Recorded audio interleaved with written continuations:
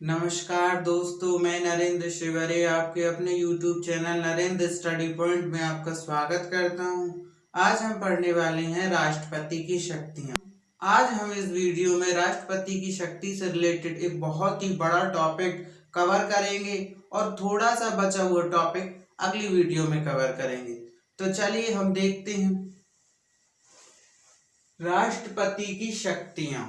देखिए, इनको हमने 3 पार्टों में डिवाइड किया है: नियुक्ति संबंधी शक्तियां और विधायी शक्तियां, और कुछ छोटी मोटी शक्तियां जैसे सैन्य शक्ति, राजनीतिक शक्ति, समाधान शक्ति और जो सुप्रीम कोर्ट से रिलेटेड शक्ति है उसके ऊपर भी चर्चा करेंगे।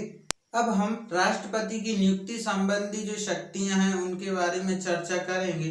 तो देखिए, राष्ट्रपति सर्वप्रथम किसकी नियुक्ति करता है? प्रधानमंत्री की। और प्रधानमंत्री की सलाह पर जो केंद्रीय मंत्रिपरिषद है उसके सदस्यों की नियुक्ति करता है, अर्थात मंत्रियों की, कैबिनेट मंत्रियों की नियुक्ति करता है। देखिए, राष्ट्रपति किसे पीएम बनाता है? लोकसभा में बहुमत प्राप्त दल के नेता को, जो भारत के राष्ट्रपति हैं, वो प्रधानमंत्री के रूप में उसे नियुक्त करते हैं, उसे शपथ दिलाते हैं, और केंद्रीय मंत्रिमंडल का गठन है वो प्रधानमंत्री की सलाह पर राष्ट्रपति द्वारा किया जाता है। अब हम दूसरे नंबर पे देखते हैं न्यायाधीश। भारत के राष्ट्रपति किस न्यायालय के न्यायाधीशों की नियुक्ति करते हैं? सर्वोच्च न्यायालय और उच्च न्यायालय। देखिए, सर्वप्रथम भारत के राष्ट्रपति सर्वोच्च न्यायालय के मुख्य न्यायाधीश और मुख्य न्यायाधीश की सलाह पर अन्य न्यायाधीशों की नियुक्ति करते हैं, और उच्च न्यायालय के न्यायाधीशों की नियुक्ति राष्ट्रपति के द्वारा की जाती है। अगला जो पॉइंट है वो देखिए, राज्यपाल और महान्यायवादी। देखिए, राज्यपाल क्या होता है? राष्ट्रपति का ही एक सूक्ष्म स्वरूप होता है जो कि राज्य स्तर पर काम करता है, राज्य की कार्यपालिका का एक अंग होता है। जिस प्रकार राष्ट्रपति का महत्व होता है उसी प्रकार राज्यपाल का भी महत्व होता है। देखिए, राष्ट्रपति भारत का सर्वोच्च पद है, परंतु राज्यपाल भारत का सर्वोच्च पद नहीं है। वह जिस राज्य का वह राज्यपाल होता है उस राज्य का सर्वोच्च पद होता है। तो देखिए, जो कर्तव्य राष्ट्रपति केंद्र के प्रति निभाता है वही कर्तव्य राज्यपाल के द्वारा राज्यों में निभाए जाते हैं। अब हम बात करते हैं महान्यायवादी। देखिए, बहुत से लोगों को कंफ्यूजन होता है कि महान्यायवादी क्या है। तो देखिए, महान्यायवादी एक बहुत ही बड़ा कानून का जानकार होता है जिसे राष्ट्रपति के द्वारा नियुक्त किया जाता है। ये सरकार का एक विधि अधिकारी होता है। एक टाइप से ये मान लीजिए कि सरकार के ऊपर कई केसेस चलते रहते हैं, उन केसों को निपटाता है। सुप्रीम कोर्ट में सरकार का पक्ष रखने का कार्य महान्यायवादी के द्वारा किया जाता है। महान्यायवादी सरकार के कार्यों की विवेचना करता है। अब हम अगले पॉइंट के ऊपर बात करते हैं नियंत्रक और महालेखा परीक्षक, CAG कैग। देखिए, महानियंत्रक परीक्षक क्या होता है? महानियंत्रक और महालेखा परीक्षक यह सार्वजनिक धन का संरक्षण होता है और जो भारत की संचित निधि है उससे व्यय होने वाले कार्यों की देखरेख करता है। इसे सार्वजनिक धन का संरक्षक कहा जाता है। अब हम अगले पॉइंट के ऊपर बात करते हैं चुनाव आयुक्त। देखिए, भारत का एक चुनाव आयोग है जो कि निर्वाचन में एक बहुत बड़ी भूमिका अदा करता है, और देश के सबसे बड़े पर्व जो कि चुनाव होता है उसका आयोजन भी निर्वाचन आयोग या चुनाव आयोग द्वारा किया जाता है। चुनाव आयोग के आयुक्तों की नियुक्ति राष्ट्रपति के द्वारा की जाती है। इसमें एक मुख्य चुनाव आयुक्त और 2 अन्य चुनाव आयुक्त होते हैं। तो इन तीनों की जो नियुक्ति है वो राष्ट्रपति के द्वारा की जाती है। अब देखिए, संघीय क्षेत्रों के मुख्य आयुक्त, जो केंद्र शासित प्रदेश हैं उनके जो आयुक्त हैं उनकी नियुक्ति भी राष्ट्रपति के द्वारा की जाती है। देखिए, एसटी की रिपोर्ट देने वाले आयोग के सदस्य, देखिए जो अनुसूचित जनजाति होती है, शेड्यूल ट्राइब्स, वहां के प्रशासन के बारे में जो रिपोर्ट देने वाले आयोग हैं उनके सदस्यों की नियुक्ति भी राष्ट्रपति के द्वारा ही की जाती है। अब हम अगला पॉइंट देखते हैं, 7वां पॉइंट, जो कि बहुत इंपॉर्टेंट है। देखिए, यूपीएससी पीएससी राज्यों की भी होती है और केंद्र की भी होती है। यहाँ पर केंद्रीय पीएससी की बात की गई है, यूनियन पब्लिक सर्विस कमीशन, संघीय लोक सेवा आयोग। तो देखिए संघीय लोक सेवा आयोग, वित्त आयोग, भाषा आयोग, पिछड़ा वर्ग आयोग, अल्पसंख्यक आयोग, अंतरराज्यीय परिषद, इन सभी के सदस्यों की नियुक्ति राष्ट्रपति के द्वारा की जाती है। देखिए अंतरराज्यीय परिषद का गठन राज्यों के मध्य समन्वय बनाने के लिए किया जाता है, कोई मतभेद हो उसको सुलझाने के लिए किया जाता है। अगला हम पॉइंट देखें, भारत के राजदूत और अन्य राजनयिक, इनकी भी जो नियुक्ति है वो राष्ट्रपति के द्वारा की जाती है। देखिए भारत के राष्ट्रपति विदेशों में भारत के नियुक्त होने वाले राजदूतों की नियुक्ति करता है और भारत में अन्य देशों के नियुक्त होने वाले राजदूतों की नियुक्ति के लिए प्रस्ताव करता है, यानी कि एक टाइप से डिमांड करता है, इस टाइप से भी हम कह सकते हैं। अब हम राष्ट्रपति की विधायी शक्तियों के ऊपर बात कर लेते हैं। तो देखिए विधायी शक्तियों के अंतर्गत देखिए 17 आहूत और 17 अवसान। राष्ट्रपति सत्र बुलाने का काम करता है, सत्र को स्थगित कर सकता है, और देखिए राष्ट्रपति को भी यह अधिकार है कि वह लोकसभा को भंग कर सकता है। देखिए लोकसभा को भंग करने की कंडीशन यही है कि वह प्रधानमंत्री की सलाह पर ही भंग कर सकता है, अपनी मन मर्जी के हिसाब से लोकसभा भंग नहीं कर सकता। अब हम अगले पॉइंट के ऊपर देखें, कानून निर्माण। देखिए कानून निर्माण, आप सभी जानते हैं कि कोई भी विधेयक पहले लोकसभा या राज्यसभा में पास होता है, अर्थात दोनों सदनों से पास होकर जब राष्ट्रपति के पास जाता है और राष्ट्रपति के हस्ताक्षर के बाद ही जो विधेयक है वो अधिनियम के रूप में सामने आता है, अर्थात वह कानून बन जाता है। लेकिन अगर राष्ट्रपति अपनी स्वीकृति नहीं दे तो वो कानून नहीं बन सकता।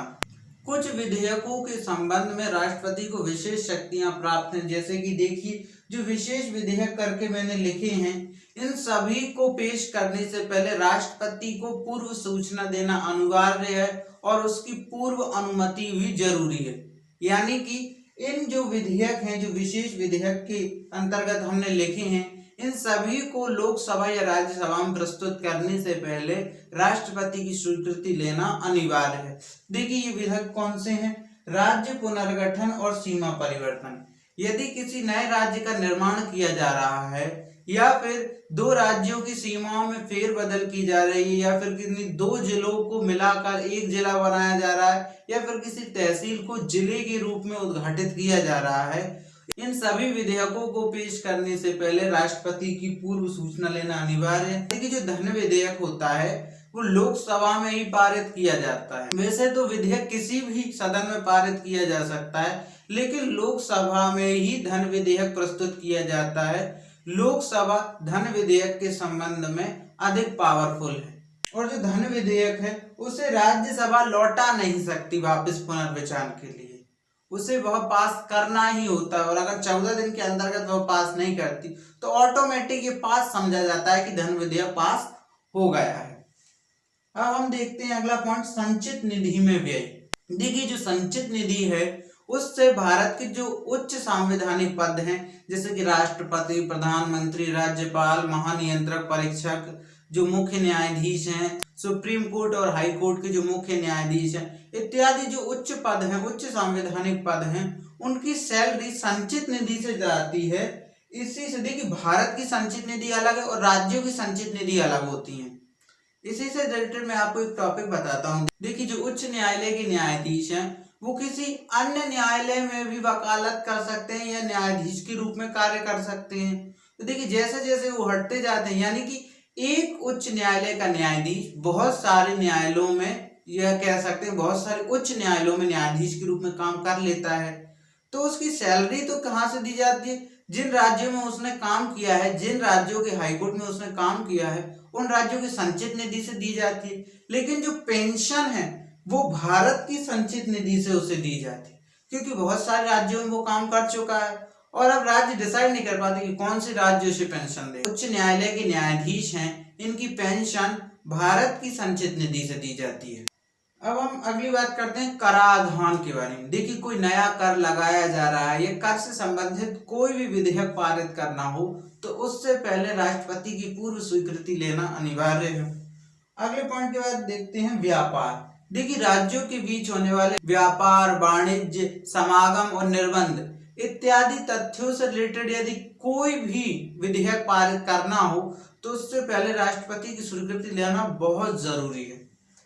अब हम अगली शक्ति के बारे में बात करते हैं। देखिए मनोनयन। देखिए जो भारत के राष्ट्रपति हैं वो राज्यसभा में 12 सदस्यों को मनोनीत करते हैं और लोकसभा में 2 सदस्यों का मनोनयन किया करते थे। देखिए अब इनको ये शक्ति प्राप्त नहीं है। अब हम ये नहीं पढ़ेंगे क्योंकि जो लोकसभा में 2 सदस्यों का मनोनयन किया जाता था जो कि आंग्ल भारतीय वर्ग से थे, एंग्लो इंडियन ग्रुप से थे, वो अब नहीं आएंगे। अभी हाल ही में हुए एक संविधान संशोधन के द्वारा लोकसभा में 2 सदस्यों के मनोनयन पर रोक लगा दी गई है और विधानसभा में 1 सदस्य का मनोनयन जो कि राज्यपाल के द्वारा किया जाता था उस पर भी रोक लगा दी गई। देखिए ये 12 सदस्य कहाँ से होंगे? साहित्य, विज्ञान, कला और समाज सेवा, इनमें ख्याति प्राप्त व्यक्ति होते हैं इन 4 क्षेत्रों में, उन्हें राज्यसभा के सदस्यों के रूप में मनोनीत किया जाता है। और देखिए जो खेल है वो कला के अंतर्गत रखा जाता है। इसी कारण तो जो मैरी कॉम है, पीवी सिंधु है, ये राज्यसभा के सदस्य बन पाए। अब हम बात करते हैं लोकसभा में 2 सदस्यों का मनोनयन जो कि पहले किया जाता था, वो 2 व्यक्ति कहां से चुने जाते थे? आंग्ल भारतीय ग्रुप से, एंग्लो इंडियन। आंग्ल भारतीय ग्रुप किसे कहते हैं? वह व्यक्ति जिनकी माँ या दादी मूल रूप से भारतीय थी और उनके जो दादा या फिर पिता थे वो अंग्रेज थे। ऐसे व्यक्तियों को आंग्ल भारतीय ग्रुप के अंतर्गत रखा जाता है। अगर लोकसभा में आंग्ल भारतीय ग्रुप का प्रतिनिधित्व नहीं होता था तो राष्ट्रपति 2 आंग्ल भारतीय सदस्यों को मनोनीत किया करते थे, लेकिन अब ये प्रावधान हटा दिया गया। देखिए नियुक्ति संबंधी जो शक्तियां और विधायी शक्तियां हैं ये मेन इंपॉर्टेंट हैं और बाकी जो छोटी मोटी शक्तियां हैं वो ज्यादा इंपॉर्टेंट नहीं है, फिर भी हम थोड़ी उनके बारे में चर्चा कर लेंगे। अभी हम विधायी शक्तियों में एक पॉइंट के ऊपर बात करते हैं, अध्यादेश जारी करना। देखिए जब सदन की बैठक ना हो रही हो, लोकसभा और राज्यसभा की बैठक ना हो रही हो और राष्ट्रपति को किसी कानून की जरूरत पड़े, देश में किसी कानून की जरूरत हो, तो ऐसी स्थिति में राष्ट्रपति अध्यादेश जारी कर सकते हैं। उस अध्यादेश का वही महत्व है जो कि किसी विधेयक का कानून बनने के पश्चात होता है, लेकिन सदन की बैठक के पश्चात 6 महीने के अंतर्गत इस पर सदन का कार्य करना अनिवार्य है। अगर सदन इस पर स्वीकृति ना दे तो इस अध्यादेश की वैधानिकता समाप्त हो जाती है, अर्थात यह कानून नहीं रहता। अब हम कुछ छोटी मोटी शक्तियों के ऊपर बात करते हैं। देखिए सैन्य शक्ति। भारत के राष्ट्रपति भारत के सर्वोच्च सेनापति होते हैं। तीनों सेनाओं थल, जल, वायु, आर्मी, नेवी एंड एयरफोर्स, इन सभी के सर्वोच्च सेनापति होते हैं, लेकिन राष्ट्रपति इस पावर का उपयोग नहीं कर सकते। ये सब केंद्र के द्वारा नियंत्रित और निगमित की जाती हैं, यानी कि जो मंत्रिमंडल है और प्रधानमंत्री है उसी की सहमति से राष्ट्रपति अपनी इस पावर का इस्तेमाल कर सकता है। अब हम अगली शक्ति के ऊपर देखते हैं, राजनीतिक शक्ति। देखिए जो दूसरे राष्ट्रों के साथ जो संधियां की जाती हैं या फिर जो व्यापार इत्यादि किए जाते हैं वो राष्ट्रपति के नाम से ही किए जाते हैं, प्रधानमंत्री के नाम से ये संधियां नहीं की जाती, ये संधियां की जाती हैं राष्ट्रपति के नाम से। अगला देखिए क्षमादान शक्ति। देखिए राष्ट्रपति को यह अधिकार है कि वह किसी अपराधी की जो सजा है उसे माफ कर सकता है, सजा को कम कर सकता है, कठिन सजा को थोड़ी सरल सजा में कन्वर्ट कर सकता है। जैसे कि देखिए किसी को सश्रम कारावास हुआ हो, उम्र कैद हुई हो विद श्रम, हार्ड वर्क के साथ, तो उसे हार्ड वर्क को हटाकर उसे सरल श्रम में भी बदल सकता है, उसकी सजा को कम भी कर सकता है, या फिर फांसी की सजा हुई है उसे उम्र कैद में भी चेंज कर सकता है। यह शक्ति राष्ट्रपति को प्राप्त है।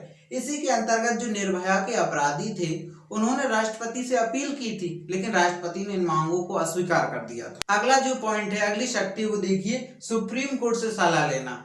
देखिए भारत के जो राष्ट्रपति हैं वो सुप्रीम कोर्ट के मुख्य न्यायाधीश से सलाह ले सकते हैं, लेकिन भारत के राष्ट्रपति सुप्रीम कोर्ट के मुख्य न्यायाधीश की सलाह को मानने के लिए बाध्य नहीं है। हम भारत के राष्ट्रपति से रिलेटेड सारी शक्तियों के ऊपर चर्चा कर चुके हैं। एक शक्ति बची हुई है आपातकालीन शक्ति, इमरजेंसी पावर। उसके ऊपर चर्चा हम आने वाली वीडियो में करेंगे क्योंकि वो खुद में ही एक बहुत बड़ा टॉपिक है।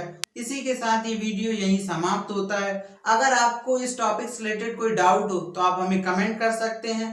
ऐसे ही वीडियो पाते रहने के लिए हमारे चैनल नरेंद्र स्टडी पॉइंट को सब्सक्राइब कर दें, बेल आइकन प्रेस कर दें ताकि आने वाली वीडियोस की नोटिफिकेशन आपको मिल सके।